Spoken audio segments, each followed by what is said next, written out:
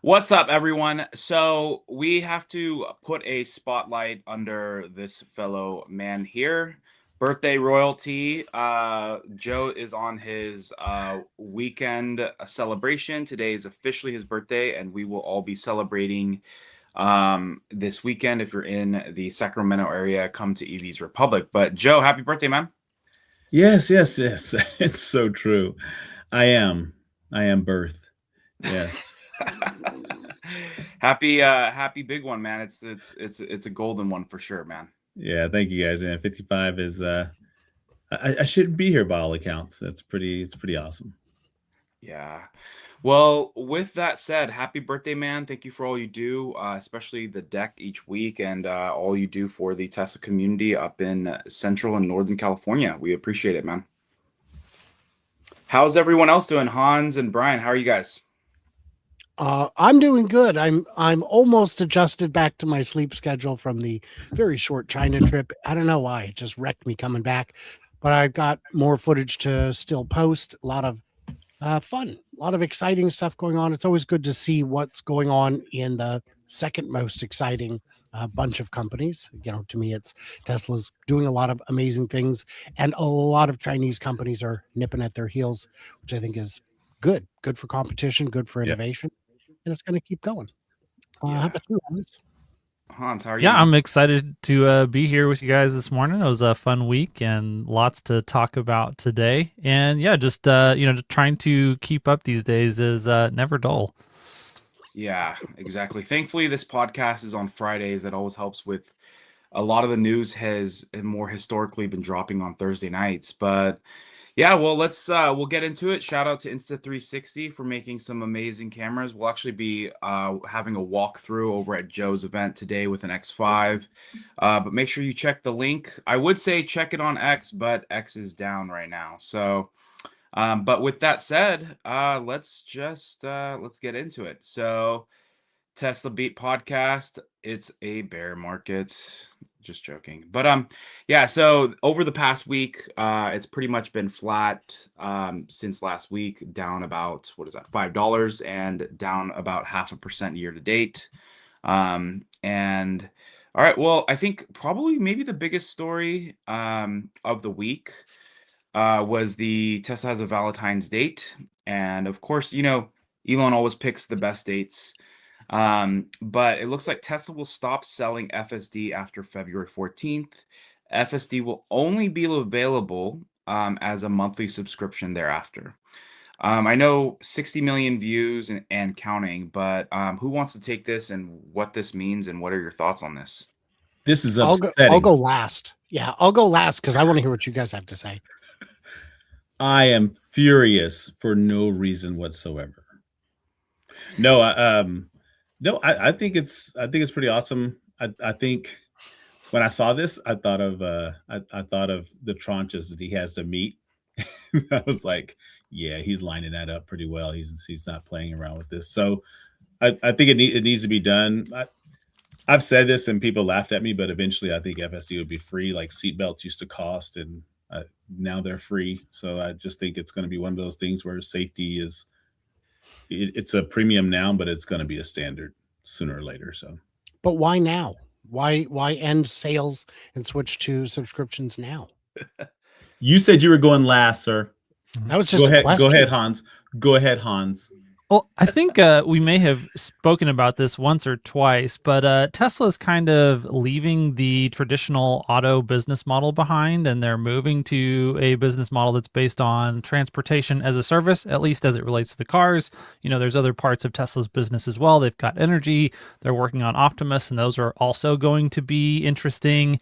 Probably both moving toward, energy as a service and then labor as a service business models as well. And so this is a big move in that direction that, hey, you're not going to be able to just buy something and have unlimited access for free forever once you pay that one-time upfront fee.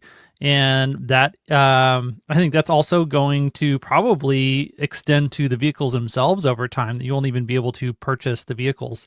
But right now we're just starting with the software, and it's a huge signal that we are moving like all of the leading indicators that we're about to just undergo a massive phase change in how the business, how the financials operate for Tesla, that we are right around the corner from all of those things really taking place in the public eye, and all of the, they're laying the groundwork, and we're getting closer and closer. I think April is going to be potentially a monumental month for Tesla. If we really do start production of Cybercab in that month, this is a move at this point in time that makes a whole lot of sense. That, you know what, we're about to show you that, yes, absolutely, we can operate vehicles on the road with no steering wheel and pedals that are completely autonomous. There's no, safety monitor, safety driver in the car.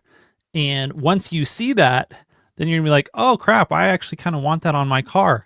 And we don't want you to be able to buy something for $8,000 that we think is worth way more than $8,000 over the course of time. We want you to pay us a little bit of that recurring revenue instead. It's definitely true that Wall Street loves the recurring revenue.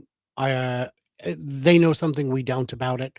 And the reality is there are people who will keep subscriptions even when they shouldn't. I've got a subscription to the car wash, and I should really suspend it or discontinue it now. But I am still washing the car once or twice a week. So, I mean, I guess it's pointless, but I'm still doing it.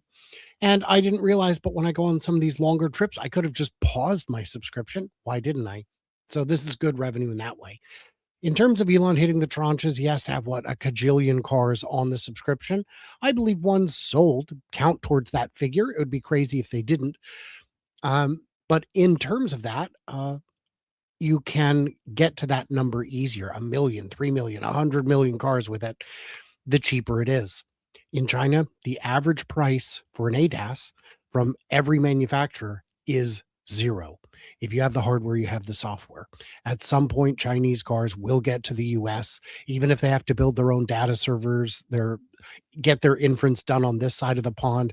They'll find a way to do it, and that will put real pricing pressure. But until that happens, and that's 3 to 5 years out, Tesla will be kind of the only game in town for consumer FSD. I know Lucid's very proud of theirs. I know Rivian is very proud of theirs. They're just not comparable. In terms of, I heard one theory that, well, it's going to be they have to do it by the 14th because of California's order to change their marketing for compliance reasons. That's not why. That doesn't make any sense. If it's something you're selling on a monthly basis versus selling outright, the marketing still has to be compliant. And if they wanted to change it for just California, they'd change it for just California. California's often had rules that only apply in California for automotive incentives or even vehicle availability entirely. So that doesn't make any sense. And yeah, I think, but why now? That's the part I really don't know. And I am seeing a lot of people outraged, but like Joe, I don't get it. It doesn't make sense to me. Yeah, real quick, Brian, let me ask you this. So when you're looking at this, and you're like Hans was saying, like there's going to be a time when you're not even going to be able to buy vehicles. So what do you think do you think, because I know I've seen a lot of comments about the supervised versus unsupervised having different pricing structures. Do you think like this will go down, or you think it'll stay where it is, or what? I guess that's a great question for everybody. Yeah. Well, so my answer would be, I think if this was a product they were rolling out today for the first time and we'd never heard of it, that there would be 2 pricing tiers, supervised and unsupervised. Because for unsupervised, I feel like there might need to be someone somewhere watching it. And that has a different cost, certainly a different amount of liabilities involved. And that might be why they're ending the sale of it. Because if it's leased, they can change the terms on you every month. They can set different pricing structures after the fact. But if you bought it completely outright, those people who paid in full prior to this coming February, but especially people who bought 2-3 years ago and before, they were just plain promised a car that drives itself. And that may incur some legacy costs with where they're chewing into the 6,000 or 8 or 12,000 that some buyers paid for it to provide that level of supervision. And I think that's why they would want to move away from it. I mean, the other reason is whatever level it's at today, if it's a monthly fee, you count all the revenue. If it's a purchase, you count most of the revenue and you defer the rest until it's done. But what is done? Is that going to result in a lawsuit when someone says it's not done to the standard I expected? With subscriptions, you can get around that. I mean, in my opinion, at maturity, you have to have you just kind of think in the limit here for a second and go to the point where the software, we don't actually have to have supervision. So really the only cost is the development cost of the software. And then to Brian's point, the liability. At that point in time, you need to have a version of that software that is matched to all of the different use cases that people have. And then there needs to be customized pricing based on the consumer that is actually using that service. And so I expect that, the pricing on this will become increasingly sophisticated over time. Tesla will capture a lot of the value out of that. But they'll do that by providing a better, faster, cheaper alternative to their customers who are also going to win at the same time. And so, if you have a fleet at scale of robotaxis, like that is going to be a big moat that will be difficult for players like Chinese automakers or whoever else wants to pour a bunch of money into this. We learned from the ride-hailing wars between Uber and Waymo that if you can get out in front and you can actually have your network operating at scale before the other ones, then the other ones have to spend a lot of money just trying to even get started in your market. And that gives you this competitive advantage. And as a completely vertically integrated company, Tesla's making the vehicles, they're making the software, and that because of that, then anyone else who's going to try, like if it's Waymo, if it's Chinese players, I expect NVIDIA and Google both to be heavily incentivized to try and subsidize, big cash burn in this area, because they will want to have their own, hardware that's being used in these areas. And the application of, self-driving is incredible use case for AI that helps to feed back into the development of all their other things. So those are going to be the competitive pressures that come against Tesla. But all of those people are just going to have to literally light probably trillions of dollars of cash on fire just to try and put pressure on Tesla. I would mostly agree. China's a bit of a different case. Many of those companies are extremely vertically integrated. BYD pretty much only buys tires and glass, wheels, glass, and that's about it. They design their chips, but they don't make them. They make their own batteries. They really are vertically integrated to a degree that makes suppliers angry with them because, come on, man, you're making all these cars and you're not buying anything from us. But that also explains why their headcount is literally 10 times that of Tesla, despite making barely more cars and less revenue. So I think Waymo and the people who are not making the cars have the biggest disadvantage because they're trying to someone's got to make the cars, someone's got to make the software, and then you've got NVIDIA on top trying to make, everybody wants their cut. Now Uber wants a cut too. Too many fingers in the pie. Do not eat pie that's been thusly handled is what I'm saying. Well, and just real quick, one point for people who are thinking about this to remember is that in this future world, it's going to be cost of delivered miles to the customer, which is going to be based on, that's going to be the floor, the cost basis that these companies are going to then be able to have to figure out, okay, what profitability can I get? I can sell miles at this price, and then how much does it cost me to deliver a mile? And Tesla's spent an inordinate amount of time trying to figure out how to get that cyber cab down to the lowest cost per mile of delivered transportation of anyone out there by far. And that's, there's so many engineering accommodations that have been made, manufacturing accommodations that have been made to do that. And so I think, while I completely agree with you, Brian, on someone like BYD or Xiaomi, like these people's ability to deliver a solution, the question is, will they be able to, when they're coming from a disadvantage of they're short millions of cars relative to Tesla from a timing perspective, and then are they going to be as efficient as Tesla from a cost perspective in delivering those transportation miles? Like, it's still going to be a huge uphill battle for them, which is why, like, I still think it'll take, trillions of dollars worth of extra money that they have to spend just to try and get to the same place that Tesla is, where they're not going to be able to expect any profits. But they don't expect profits is one of the big advantages that these companies have. Investors like us get annoyed when Tesla's margins get too compressed. I don't, but I know a lot of people do. A lot of people on my channel, in the comments on social media, and nobody is currently building anything like the Cybercab that we're aware of. That's ultra low cost, not just in terms of the manufacturing. There are a lot of companies in China that make cars even cheaper than a Cybercab, but the operational cost, as you indicated, is higher. They are not designed for ease of clean, ease of charge, ease of everything, ease of repair. They're not designed that way. And then efficiency of the powertrain and aerodynamics, like all of those extra things. All of those things. When you start from square one to make a Cybercab, you make a Cybercab.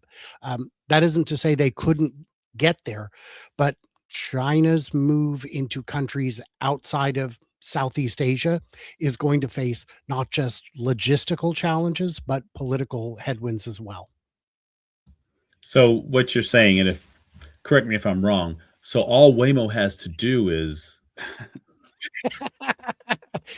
it's easy, Joe. It's easy. All they have to do is design a completely different car, get lower margins, and make it work actually super easy, and then they got it. And then they can roll out at 4 times the price. There it is. The semi-serious and sarcastic responses, all that they have to do in reality is invent god-tier artificial superintelligence and then have that solve the problem for them. Which Google, it is Google. They are in one of the pole positions on having world-leading AI superintelligence. Okay, so that sentence you just said, and looking at a Waymo car versus any Tesla that's self-driving, it would have to scrap everything they've done at Waymo. It would have to change directions completely. I just appreciate Waymo's design because it's so seamless. You can never tell if it's a RoboCab or not. That could be any car. That could be any car on the road. Any car. I think it's kind of crazy. I've been following the Tesla scene very closely for 8 years. I'm not gonna pretend to be like one of the OGs, like from 2012, 2013. But I really feel like this is just there's a lot of moments that are coming for Tesla, and it was crazy to even hear like Jason from the All In podcast say something that was really, again, this is all stuff that makes sense and stuff that they've been preaching about, where it's like, maybe in 10 years from now, no one's even going to remember that Tesla was a car company. And it's similar to Amazon, right? If you're new to the Amazon story, if you probably talk to people that are just looking for jobs, they just graduated, they may not even know that Tesla was a bookstore at one point, an online bookstore. Amazon. Exactly. You said Tesla was an online bookstore. Sorry. They're going to flame you in the comments, bro. Yeah, exactly. Sorry, I'm just going off the cost here. But yeah, so it's very much Amazon being a bookstore. So most people applying to Amazon nowadays, especially if they're just graduating, they have no idea. But I think that this is very clear indications. Like we know in April timeframe that the Cybercab will come. FSD supervised, we have people like David Moss who have driven clear across the country. on version 14, and I think, maybe even Josh and Bearded Tesla may be doing something soon again.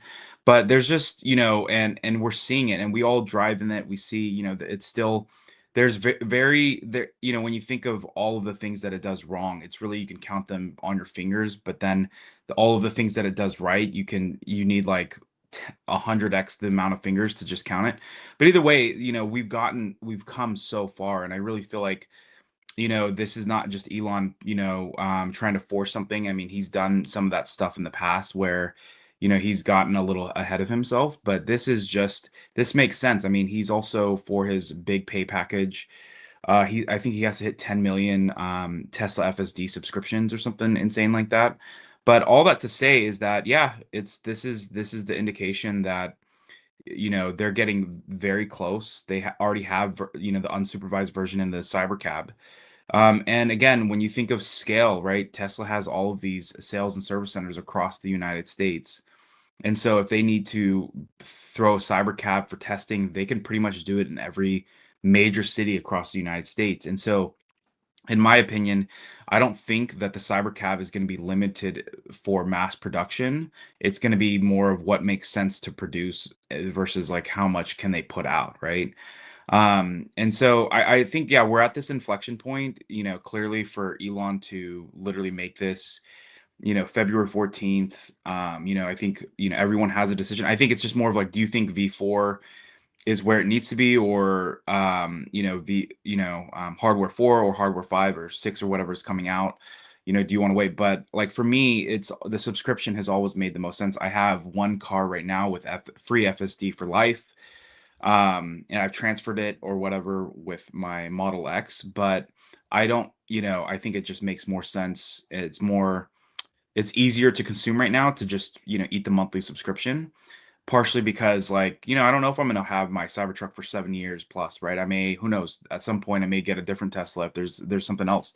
But I feel like this is just more of like, we know it's coming this year, the Cybercab, which is going to have, as you guys said, the lowest cost per mile by not just a little bit, by a lot. And there's no one, as we've all talked about, there's no clear even second of company who is doing the full stack. But even the companies that are doing one aspect, they have to combine. Like if you look at the Toro, or not the Uber collaboration, it's Lucid, Uber, and then Nero. Yeah, Yeah. it's like 3 companies literally to do one thing. And who knows how long it will ever take them to become profitable. I mean, you're talking $120,000 car or something like that, plus a bunch of, additive stuff, and then you have to feed 3 different companies. So yeah, I think if the light hasn't turned on, I mean, and you're seeing it I think there's a lot of posts, right? I think I saw Sawyer post something the other day about how this one analyst had been sleeping on Tesla, and he's finally like, nope, not doing that no more. So I think that we're kind of, Tesla's sending the signal that like, hey, we're turning this leaf of like really in doing autonomy. And at some point they're going to do robotics as far as like, mass producing these robots. But at least we're turning that new chapter, if not that new book, of just autonomy. And then there's going to be another new book when the robots hit, production itself. So it's an exciting time. And I think, now it's not going to be about the cars produced. It's going to be about the cities unlocked. How many rides are they doing? The cost per mile on miles rides delivered. Exactly. You said something there, John, that actually you said 2 things that I hadn't even thought about. The first was all those 3 companies having to be profitable. I didn't even you see they put everybody's name across that vehicle, and it's like, oh, okay, they're starting their robo taxi adventure. But man, I didn't even think about everybody's got to be paid out before they even could make money on that thing. The other thing you mentioned was a Cybercab at every service or Tesla showroom, giving out rides. Dude, that would be freaking gangbusters, man. Just having it out there, just people putting in addresses, or even if it had a set route or whatever, so people could go and come back. Dude, that'd be insane.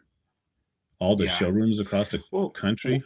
What you're going to have, I mean, they're already getting into the rental business and Hertz and other stuff, right? They're launching those in multiple cities. But now imagine you have, not only are you renting something, but you're pretty much renting a robotaxi for a couple of days. So that may drive the cost up per day, but obviously they're going to want to keep it low for, mass. But yeah, it's just like when you think of the scale of this, it's like, I'm making this up. You think of like a Waymo and them launching, they have to go and find these locations to house them.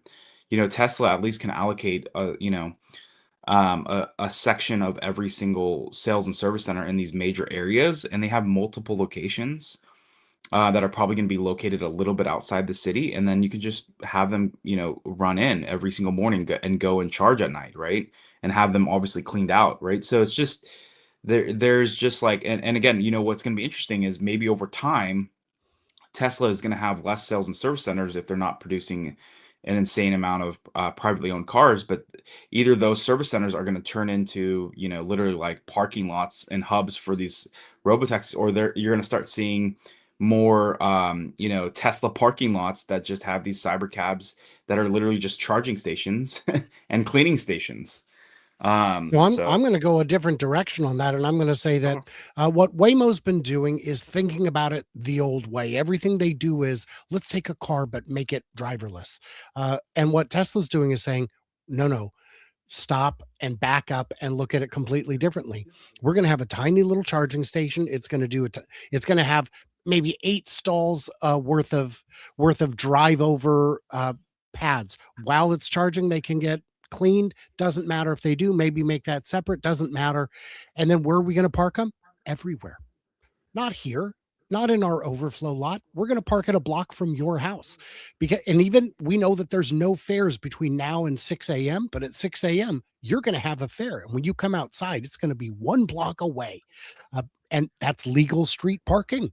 That's not interfering with anyone. That's just well, what if someone breaks into it? The car can see that. It'll drive away. If there's a break-in hotspot area where someone's trying to vandalize the cars every night, it'll leave.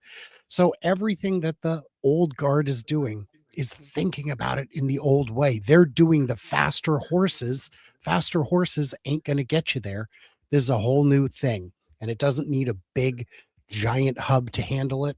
And if it did, Tesla already knows where to rent overflow lots for cheap when it's a delivery wave. So they're doing it better.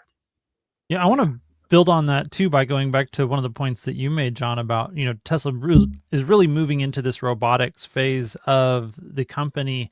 And this is one of the things. So on top of all the logistics things that we're just talking about now, no one has the complete picture of that, plus then the vehicle manufacturing, plus then the AI expertise in-house, plus then the data centers in-house to actually do their own training.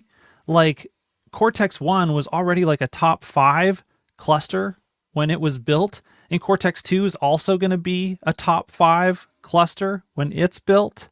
Like, this isn't, like they're going head to head with the OpenAIs, the Microsofts, the Googles, the Amazons in the actual AI resources that their team has access to build frontier real world AI. Like when Elon says that Tesla is the best real world AI company in the world and you can't even see second place with a telescope, he's not lying. No one else has the resources at their disposal that Tesla has. And then to have that inside of the company, oh yeah, that also makes the cars. Oh yeah, that also runs this, national and global logistics network, that also has this incredible engineering team for the vehicles, and on and on and on and on. And, vertically integrated down into the supply chain for batteries, and makes their own chips, like literally makes their own chips for the cars. It's just ridiculous. Yeah. Yeah, it's gonna be like I said, everyone's who's been sleeping on Tesla has no idea. And then we'll get into this in a little bit, but them launching the lithium refinery and just again doing all of these things that they don't want to be doing, but they're doing because no one else is stepping up and they're taking it. And the what's it called? The volts are moving through, or the engine is pumping, is whatever you want to call this, right? And by the time these companies wake up, it's just, I mean, it's already been too late. It's like, I think it's kind of like one of those things where it's like you see it's kind of like putting a lipstick on a pig, right? You have 10 pigs, all of them have, you want to change up the costume, but at the end of the day, they're all the same thing. But I think a lot of these companies are just putting on this facade that everything's okay and that they're moving forward. Oh, let's do hybrids, let's do, let's kill the production. And it's like none of them, I think even what's it called, Ford was like, oh, we're gonna do lidar. And it's just all of these companies, even Rivian.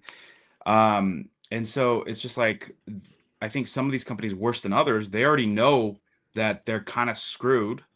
At least if not, I mean, they must not be awake, but it's just I don't know. But yeah, go for it, Brian. I've had a chance to ask a number of companies, how are you going to catch up? You don't have as much data as Tesla. You don't have as much compute by a factor of at least 10. How are you going to catch up? And the answer I get every time is, well, we've got the best engineers in the world. Okay, everyone says that, guys. That having great engineers today has not been enough to overcome the compute gap. They've got inference like no one else in the physical AI space. And Tesla is still struggling to get those last couple of nines needed for it to be safe enough to just ignore it and not even think about it again. For you and I using ours at home as consumers, it works great. But sending it across town with no one in it, I don't know if I'm quite comfortable enough for that yet. Letting my children go to sleep while no one's in the driver's seat definitely wouldn't do that. But these other companies can't go more than a few miles without a critical disengagement, and they're of the opinion that, well, next year though we're going to be totally caught up. And I think it shows a real lack of self-reflection, a real dishonesty, and I don't know what they're actually going to do. Well, and even the first statement that they made is, pretty straightforward, tells you exactly where they're at. Like, for any of these companies to say we have the best engineers in the world is basically like Boise State saying that we have the best D1 talent in all of college football. It's like, no, you don't. Like, you're not pulling in 1-star recruit or 5-star recruits into this program at anywhere close to the same volume that Tesla, SpaceX. Like, if you're not on the rankings of top places that engineering graduates want to go to work, I'm sorry, no, you don't have the best engineers in the world. It's just not, that's not how that works. Yeah, you speak it into existence, Hans. Yeah, I mean, there was even a post the other day. I think it was Sir Robinson. He was just saying that there was a talent engineer role that was open at XAI, and it was part of the talent engineering team that reports directly into Elon. I mean, that's, I think, what is different is like, sure, you might get a great engineer, but if they're not being led by someone who can see the vision, who knows 2 or 3 steps ahead, it's not like it's the blind leading the blind, because there's some still great engineers, but they need someone who is as hardcore. And also too, a lot of these engineers, once you throw them these fat salaries, depending on their motivation, they may not be as motivated. And it's just like I said, because that's what happens when you give someone who sure deserves it, but if they don't have something like Elon, I think they mentioned that there was some high turnovers over at XAI, but it's like there was only a few regrettable, is what he was saying. But at the end of the day, it makes complete sense. You're either gonna come and thrive and hang and be cooking literally, or it's just going to be you're gonna fall by the wayside, and they're gonna go find someone else that is gonna do your job and more, right? But yeah, I think as we've seen for years, it's just the hole has only gotten to the point where it's pretty much bottomless. I don't even think, even if someone wanted to step in to catch up, there may not be a bottom to start from, if that makes sense, to like build up from it at this point, right? Where are you going to get the data, the training data? You can't buy it at any price. You have to first equip hundreds of thousands of your own vehicles with it to gather the data. Once you have it, how are you going to process it? Do you have the compute? Do you have the engineers to make sense of it? Those are critical steps. And if you're not doing those, you're not in it. Yeah, exactly. And I think I even heard that partially why Rivian was doing the lidar, and this is from Josh Josh West, who attended the event, was their goal is like they know that they won't ever be able to catch up, and so for them, they feel like with the lidar, it helps validate that a little bit faster. Again, I don't really understand that mindset, but it's like they already know that they're so far behind, and so they're trying to do things. But again, if Tesla already knew that lidar would help them get even further, they would be using it. But it's just one of those things where these companies, again, there's no bottom to start from for these guys. You All know right. what all this reminds me of before you get to the next slide? This reminds me of a few years ago when everybody and their mother was saying, yeah, no, we see what Tesla's doing, but we plan to be right where they are by 2026. And here it is, Yeah. 2026, and all the capitulation has happened and everybody's backed out. And but yet they got all those investment dollars from all those people. They're not giving none of that back, and none of the headlines went away. You know what I mean? Like all that freaking slander and everything went against this is the Tesla killer and this is the Tesla killer and they're doing great things, but they're going to be gone in like a few years. And it's just like, and now you see that with like what you guys are talking about with inference, with compute, with all of this stuff. It's like they just keep letting Tesla like have these leads. Well, they're not letting Tesla do anything, but Tesla just keeps like getting so far out ahead that it's just unreachable. And at some point, like people just have to be realistic with themselves and realize, okay, we're not going to catch them. We need to just license what they're doing already and just go with that. And even if I will say, because it has become a thing where it's like if people are like, oh, I don't want to associate with Tesla because it's a political thing. The thing is, there's only going to be one person to go shop from at some point, right? Especially when it comes to this. And again, Tesla's like, hey, we're going to open up all our patents on the Model 3 if you literally don't want to reinvent the wheel. And same thing with the FSD software. They're going to tell you exactly where on the car you need to put these cameras to start building a framework for, a system that can use their software. But you don't see anyone, or we have not heard publicly about anyone that has come to the table.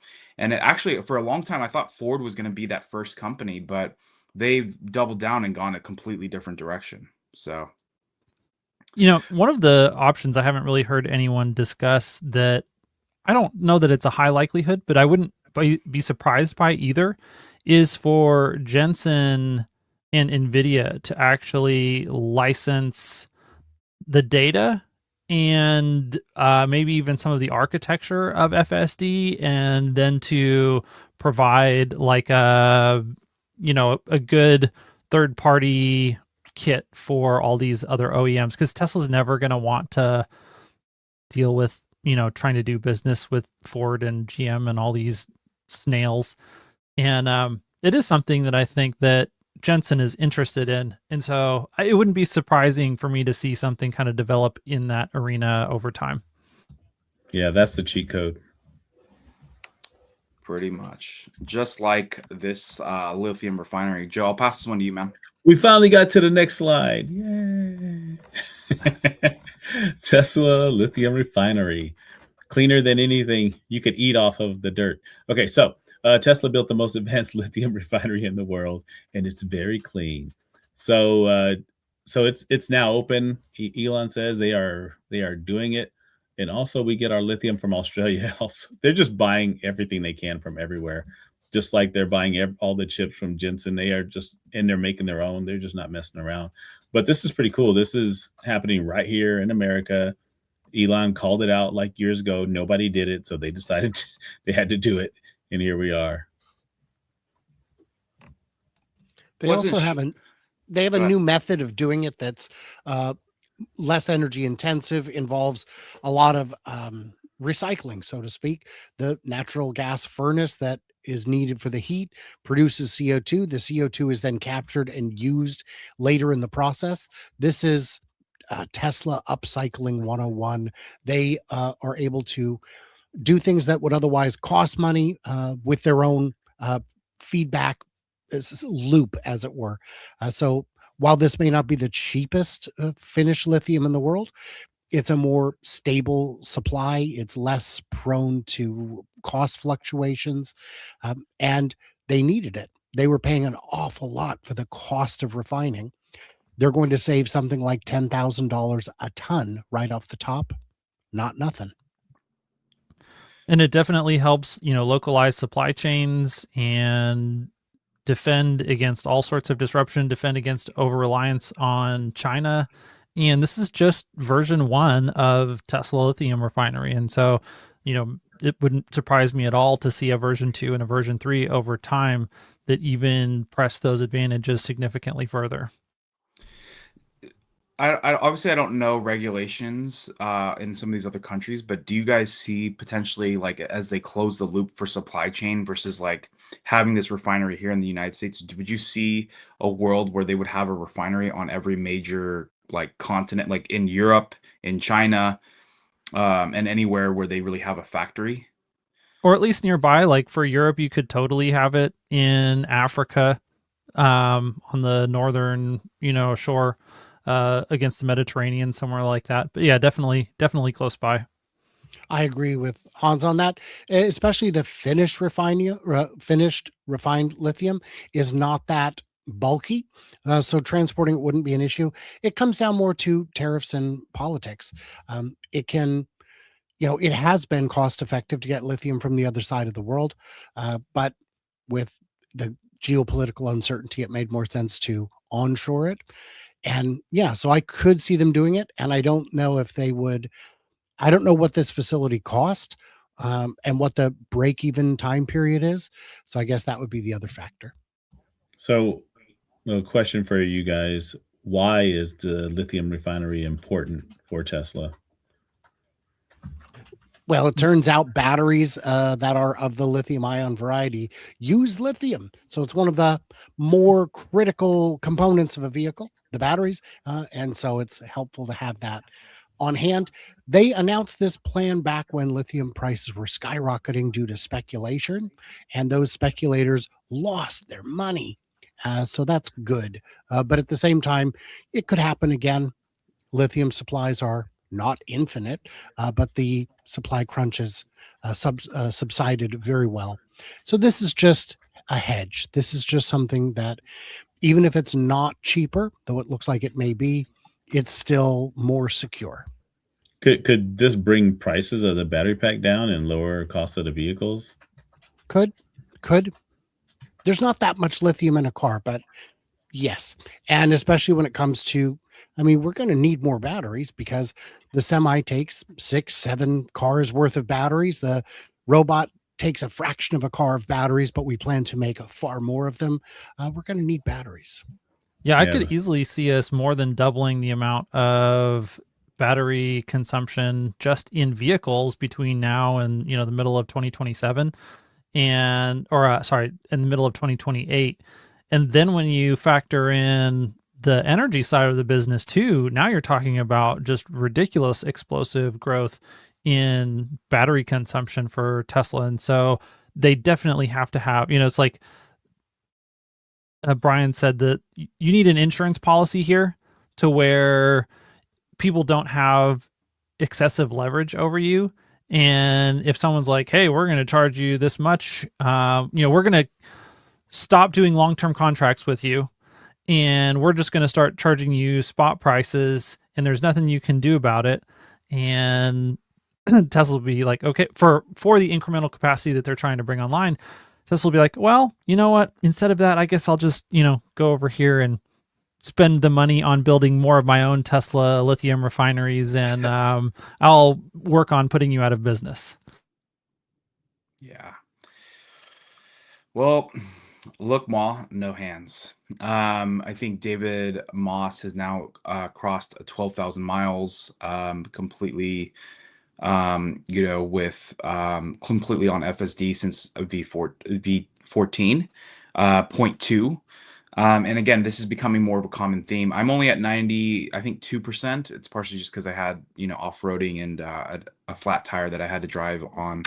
But, this is becoming more of a common theme for more Tesla owners. And I do think, like, there needs to come, it's just, I feel like we're in that next phase, not only as like Tesla owner enthusiasts, but, Tesla's a company, as we've seen, sales kind of slow down. And again, this may not necessarily be the future, but what I'm saying is, as long as they're selling cars, I feel like there's this there's still this huge awareness of general awareness of that these cars drive. And I consume a decent amount of social media, and I can't tell you, even on TikTok and Instagram, just like for people, it's like, a lot of these, and a lot of it is younger people who are seeing this, and I'm seeing that it's like a flex to like be watching a car drive itself, right?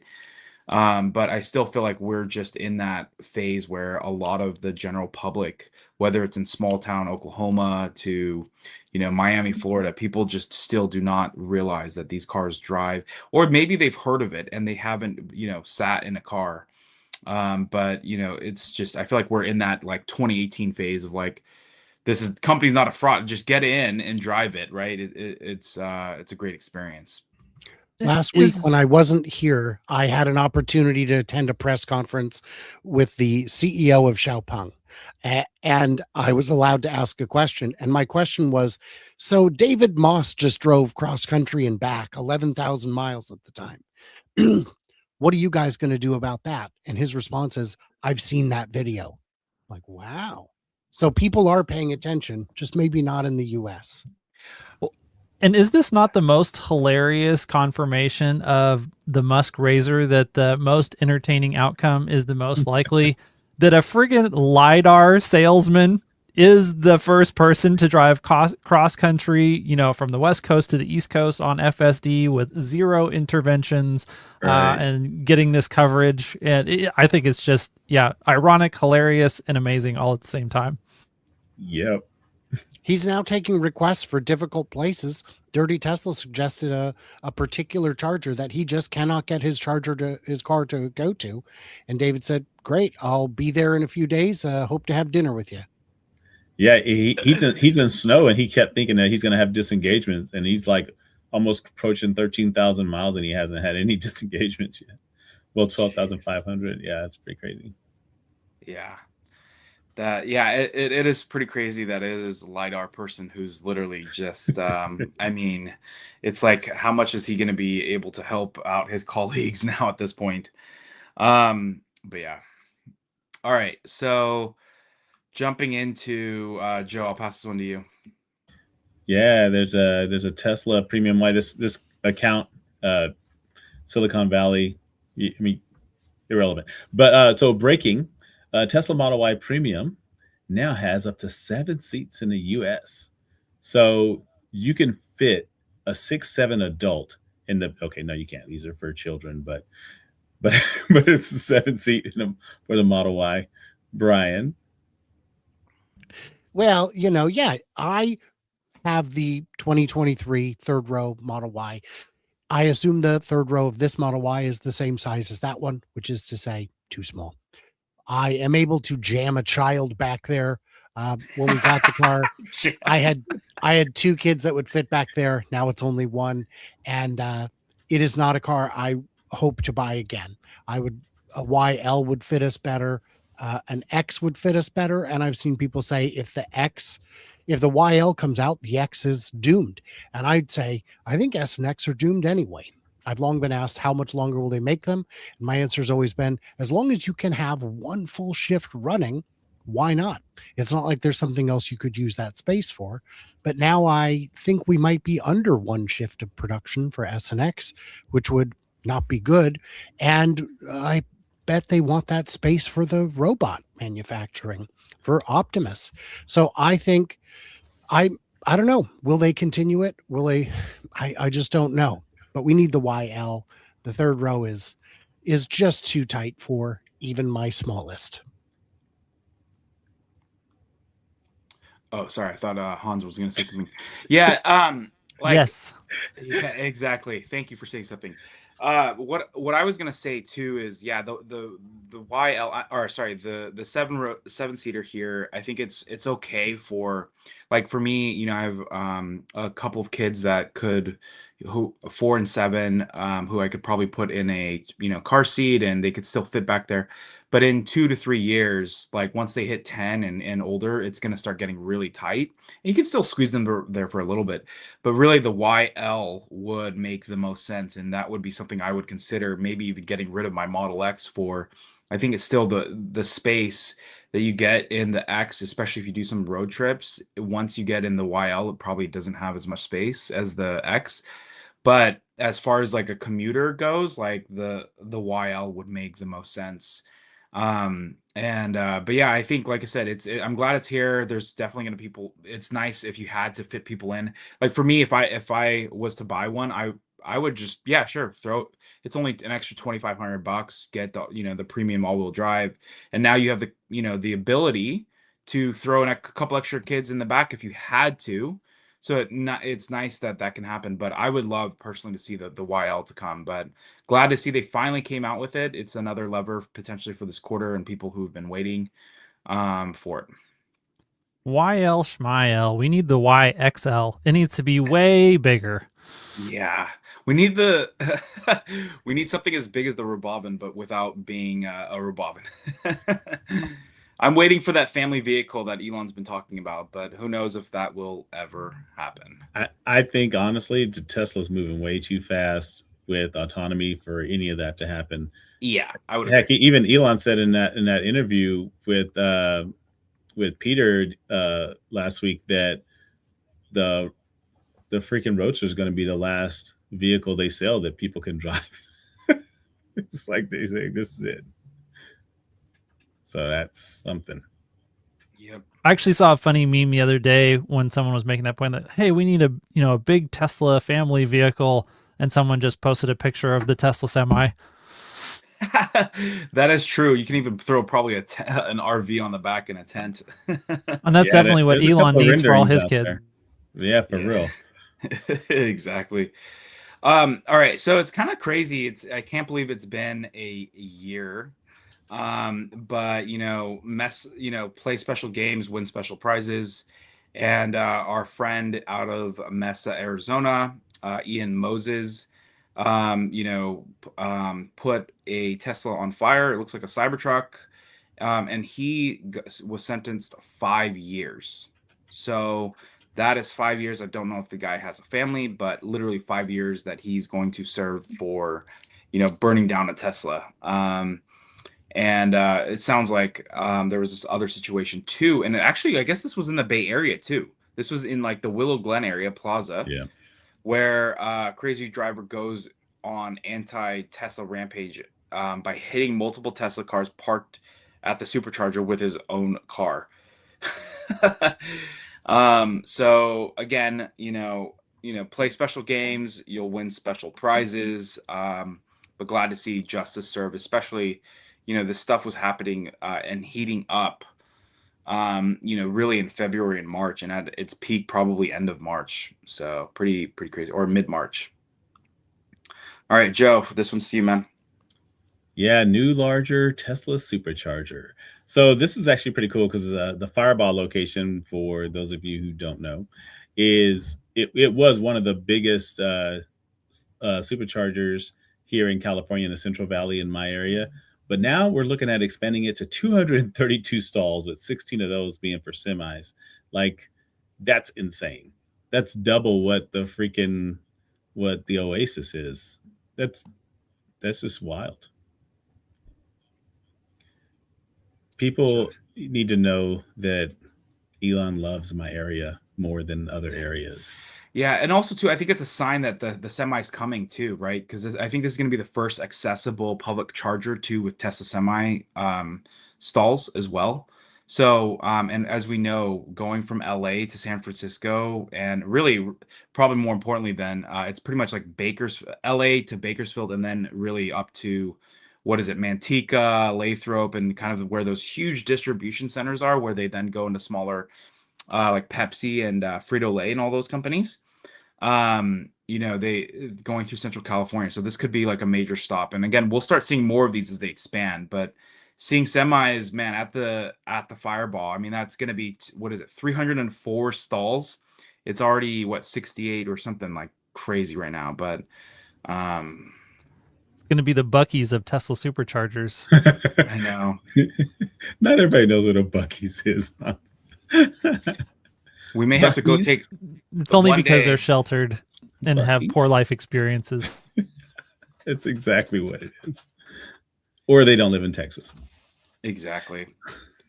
All right. Speaking of chip fabs, Taiwanese officials heading to Washington to advance trade pact.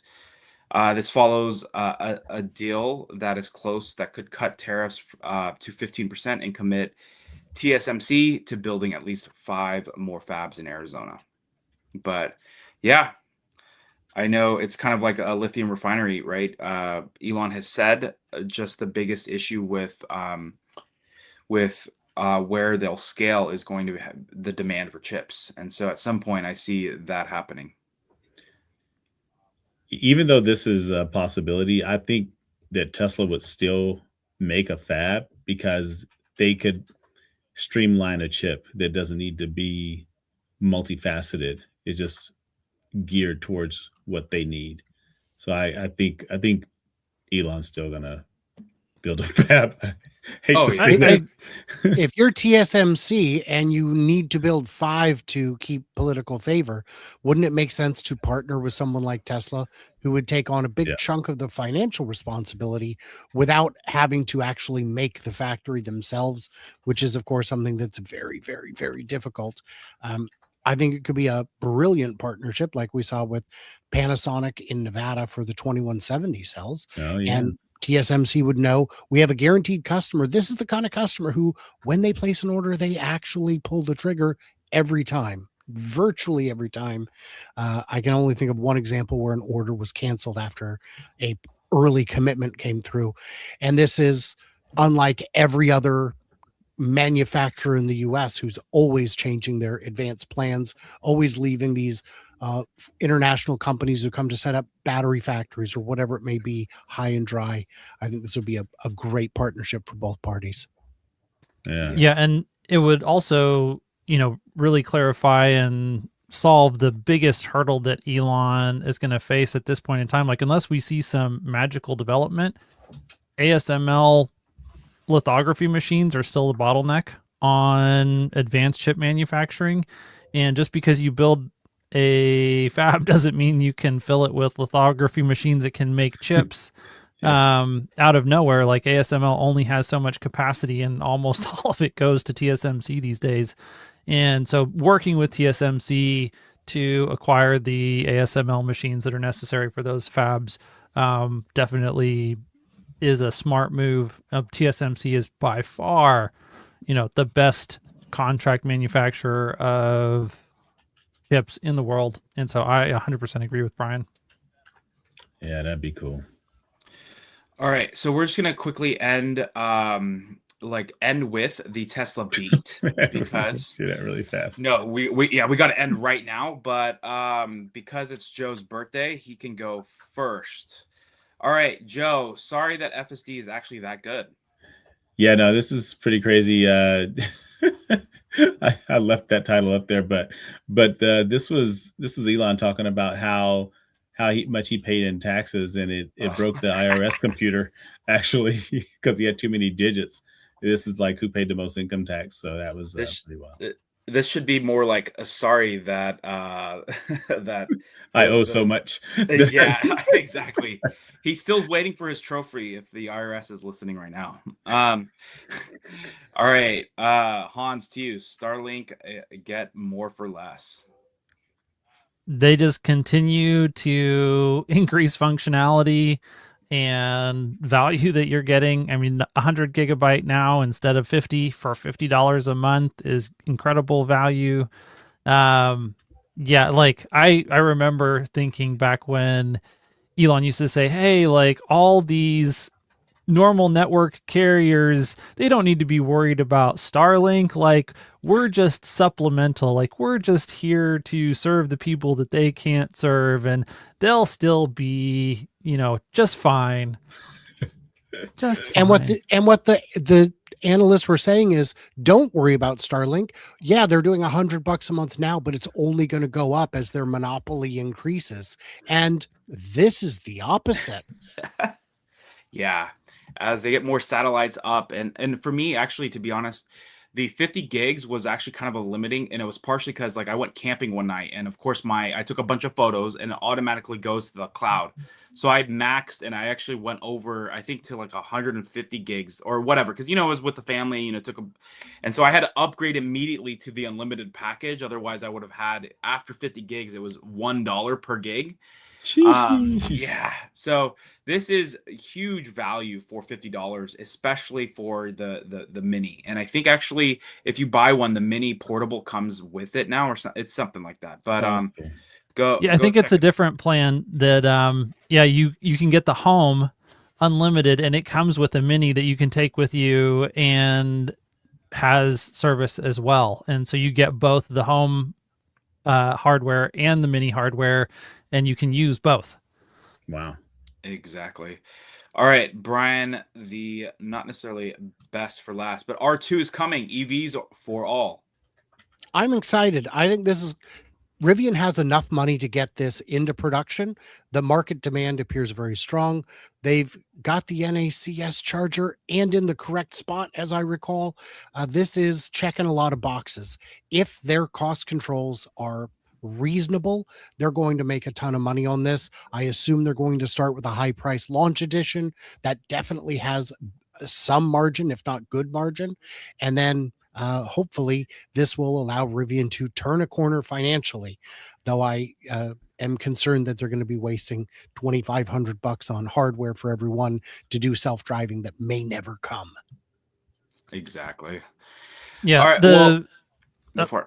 The cost, to Brian's point, is going to be the key on win or lose here. If they can't make gross margin dollars on these things, this accelerates the demise of Rivian. If they can, it saves them by the skin of their teeth and actually secures them an incredible spot as potentially the second best US EV company behind Tesla, and the first one besides Tesla to have the potential to turn gross profits or net profits. Yeah, exactly. All right. Well, so first off, huge shout out to Royalty here, birthday Royalty, Joe. We hope you have a blessed day. Don't sell all that gold in one spot, on your neck. But thank you again for all you do for our org and for this community. So hopefully you have a great celebration, maybe lower key with your family, and then tomorrow with the community. If you're in the Sacramento area, come to EV's Republic. But with that said, make sure you patronize our other wonderful hosts like Hans and Brian. They have amazing channels, always putting up content, and you will definitely not walk away. You'll learn something new every single time with a different lens. So go give them a follow, check out their channels, and we will catch you guys all next Friday. And hopefully everyone has a nice and safe holiday weekend, Martin Luther King MLK Day. If you celebrate here in the US, and a lot of people will have that day off. So have a great weekend, everyone, and we will catch you guys all next Friday.